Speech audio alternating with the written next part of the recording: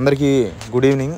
ఎస్ఎస్జిడికి సంబంధించిన answer key అనేది వచ్చింది, ఆల్రెడీ పెట్టండి, మీరు చూసుకుంటున్నారు. సో ఎవరికైతే పెండింగ్ ఉందో వాళ్ళేం సైట్ ఏం క్లోజ్ చేయలే, మనం నొక్కడం వల్ల అది క్లోజ్ అయింది అంతే. సో వాళ్ళ ప్రాబ్లం ఎట్లేదు, మన ప్రాబ్లమే. మనం మాట్లాడితే దాని మీద పడడం వల్ల అన్ని లక్షల మంది దాని మీద పడే కొద్దికి అది క్లోజ్ అయిపోయింది, పని చేయట్లేదు. ఒకసారి పని చేస్తుంది, ఒకసారి పని చేయట్లేదు. రేపు పొద్దున్నే ఎర్లీ మార్నింగ్ మీరు 5:30 నుంచి ట్రై చేసుకోండి, మీకు 5:30 నుంచి ఫ్రీగా ఓపెన్ అయిపోతుంది. నైట్కే ఓపెన్ అవుతుంది. మీరు ఎర్లీ మార్నింగ్ 5:30 నుంచి అయితే 5:30కు ఓపెన్ అవుతుందని తెలిసింది. సో మీరు 5:30 నుంచి ఓపెన్ చెక్ చేసుకోండి, మీకు ఈజీగా ఓపెన్ అయిపోతుంది, మీరు చూసుకుంటూ ఉండొచ్చు. సో ఇది ఒకటి. సో ఇది ఈ ఆన్సర్కి సంబంధించిన గోల్ తీరిపింది. నెక్స్ట్ వచ్చి ఫిజికల్కి సంబంధించి కట్ ఆఫ్ అనేది తగ్గిపోతుంది, చాలా ఛానల్ వాళ్ళు చెప్తున్నారన్న.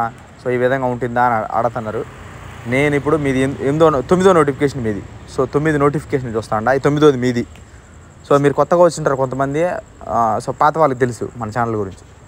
సో ఇప్పుడు 9 నోటిఫికేషన్, ప్రతి నోటిఫికేషన్ చూస్తాను కట్ ఆఫ్ ఎప్పుడు పెరుగుతూనే ఉంది. స్టేజ్ మారే కొద్దిగా సంవత్సరం మారే కొద్ది కట్ ఆఫ్లు పెరగడాలే తప్ప తగ్గడాలనేది లేదు. ఎవరికైతే 60లు 55లు 40లు 70లు ఇట్లా ఉన్నాయో దగ్గరలో ఉన్నారో, సో నేను మొహం మీదే చెప్తాను, మీరు చదువుకోండి బాగా. నెక్స్ట్ నోటిఫికేషన్కో లేకపోతే ఆర్పిఎఫ్కో దేనికో దాన్ని చదువుకోండి. సో దీని మీద ఆశలు అనేది పెట్టుకోవద్దండి. సో 40లు 50లు దగ్గరలో బార్డర్లో ఉంటారు, ఆడాడు తగులుకుంటూ ఉంటారు. సో అందరికీ ఎగ్జామ్ టఫ్గా వచ్చేసింది, సో అందరికీ కటాఫ్లు తగ్గిపోతాయి ఈసారి అని అపోహలను పెట్టుకోవద్దండి. ఫస్ట్గా యూట్యూబ్ ఛానల్ని నమ్మద్దండి. ఏదైనా స్టాండర్డ్ ఉంటే నమ్మండి, అంతేగాని కటాఫ్లు తగ్గిపోతాయని అపోహలని క్రియేట్ చేస్తూ ఉంటారు. సో అలాంటివి నమ్మద్దండి.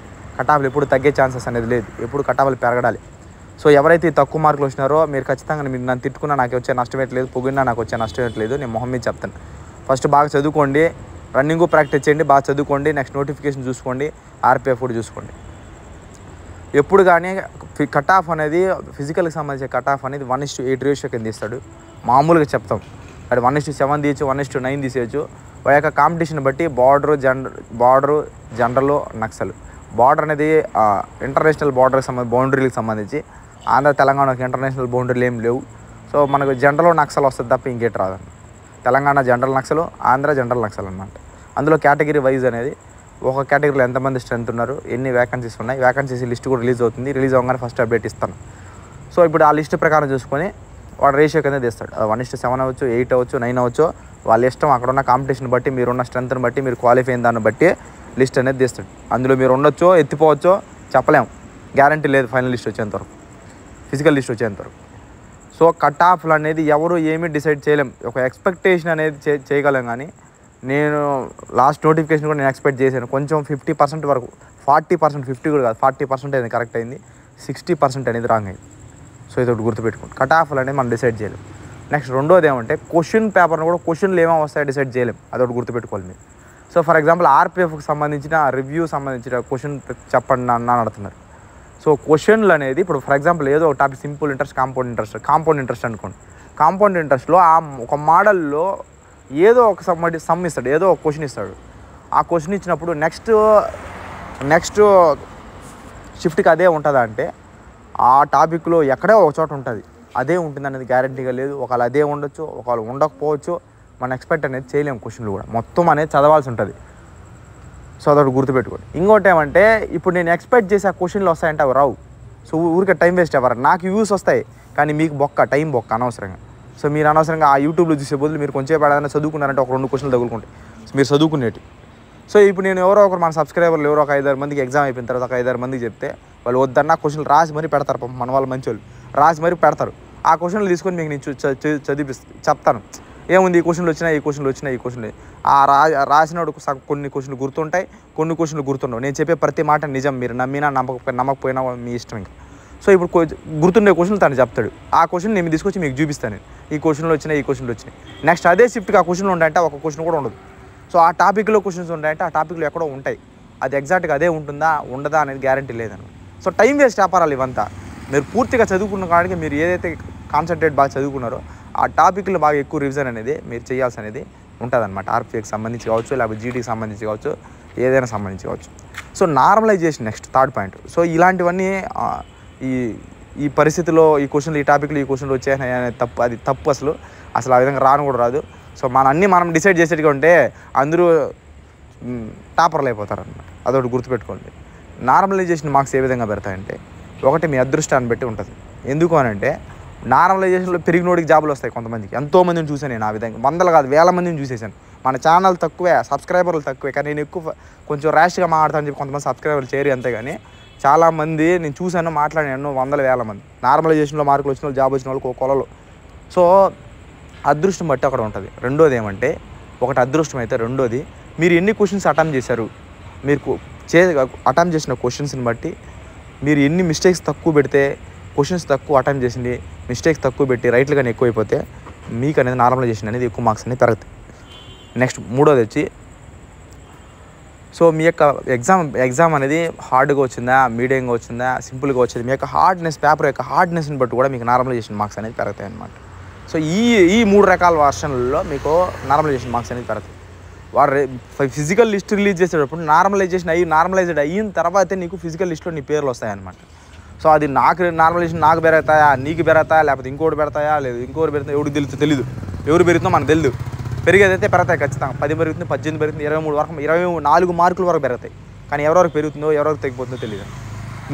ఎక్కువ మిస్టేక్లు పెట్టినోడు కూడా ఒక్కోసారి అవుతుంది. ఎందుకంటే వాడు రాసిన పేపర్ అది హార్డ్గా ఉంటుంది అనమాట. వాడికి తెలియదు ఆ విషయం, తనకే కాదు నాకు కూడా తెలియదు అనమాట.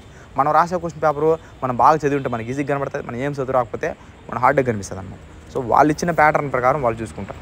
ఇంకోటి ఏమంటే ఏదో సంఘమిత్ర ఏదో మిత్రాలు ఏదో దాంట్లో నార్మలైజేషన్ మార్క్స్ చేసి చెక్ చేసి రాసుకోరు, నార్మలైజేషన్ మార్క్స్ స్కోర్ అని చెప్పి చెప్తున్నారు. సో ఇంకోటి ఏమంటే ఇవంతా ప్రైవేట్కి సంబంధించిన వాళ్ళు, ప్రైవేట్ యాప్లు అవంతా లింకులు, ప్రైవేట్ పర్సన్స్ తయారు చేసిన యొక్క నార్మలైజేషన్ మార్క్స్. సో అవే కరెక్ట్గా ఉంటాయంటే ఒక 30% కరెక్ట్గా ఉంటుంది, 70% రాంగ్ ఉంటుంది. సో ఎందుకంటే వాళ్ళకి తెలీదు, అంటే వాళ్ళని తప్పు చేయట్లేదు. సో ఎస్ఎస్సి వాళ్ళు టీసీఎస్ కంపెనీ వాళ్ళు చూసి వాళ్ళకి సంబంధించిన ప్రాసెస్ అది. ఒక గవర్నమెంట్ ఎస్ఎస్సి ఏదైతే రూల్ ఇస్తుందో ఆ రూల్ని ఫాలో అవుతారు వాళ్ళు. సాఫ్ట్వేర్ కంపెనీ వాళ్ళు ఎవడైనా సరే, టీసీఎస్ కావచ్చు, లేకపోతే ఇంకో క్యాప్జెమినో, యాసెంచరో ఏదో ఒక కంపెనీ అనుకో, వాళ్ళ చేతికి ఇచ్చేసినప్పుడు టీసీఎస్ వాళ్ళకి ఇచ్చేస్తే వాళ్ళ ఫార్ములాస్ గైడ్లైన్స్ ఇస్తారు. సో ఈ విధంగా ఈ ఫార్ములా ప్రకారం వీళ్ళని నార్మలైజ్ చేయమని చెప్పి వాళ్ళు నార్మలైజేషన్ చేసి పర్ఫెక్ట్ మొత్తం సిద్ధం చేసి డేటాని మొత్తం ఎస్ఎస్సి వాళ్ళ దగ్గరికి ఇస్తారన్నమాట. సో వాళ్ళ దగ్గర ఒక ఫార్ములా ఉంటుంది, ఆ ఫార్ములా అనేది ఎవరికి తెలియదు. సో వీళ్ళు ఒక ఎక్స్పెక్ట్ చేసి ఏదో ఒక ఫార్ములా పెడతారు, అది ఒక్కోసారి రైట్ అవుతుంది, ఒక్కోసారి రాంగ్ అనేది అవుతుంది.